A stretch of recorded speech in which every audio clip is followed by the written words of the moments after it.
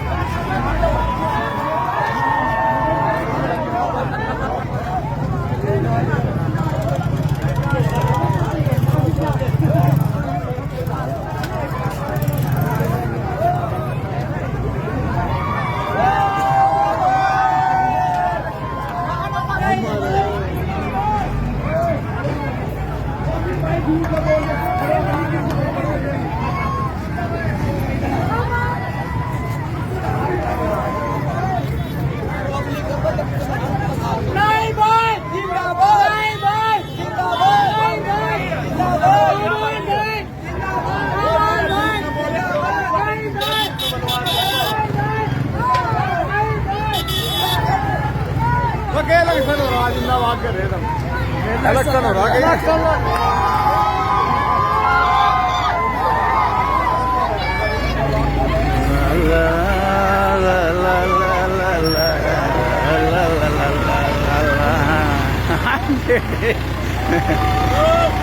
ठीक करा